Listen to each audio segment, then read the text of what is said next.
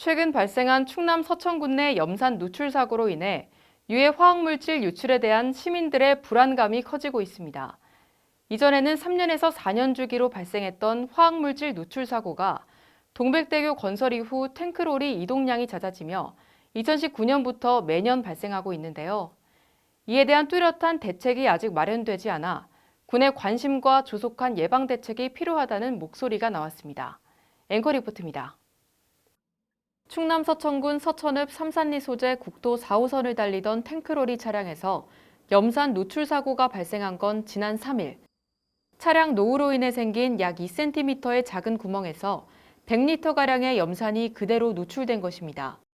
작년 3월에는 화양면 동서천 나들목 삼거리 인근에서 폭발성이 강한 유해 화학물질 액화 염소가스를 실은 탱크로리가 옆으로 넘어져 액화 염소가스 10리터가량이 누출되는 아찔한 사고도 있었습니다.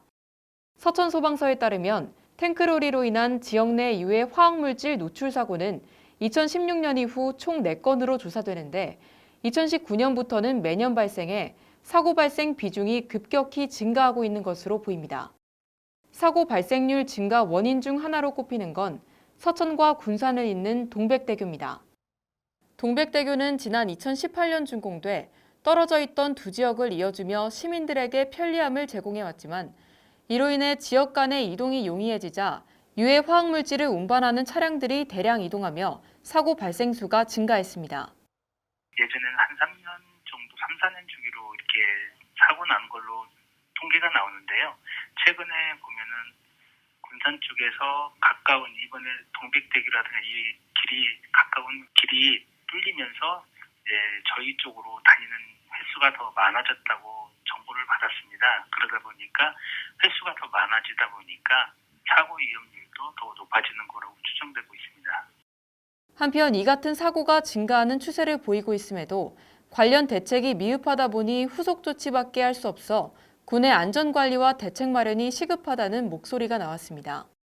이에 대해 군은 애초 환경부에 있던 인허가권을 다시 위임받는 상황에서 관련 조례가 아직 수립되지 않았다며 내년 예산을 반영해 화학물질 안전관리 계획을 수립하겠다라는 입장을 밝혔습니다.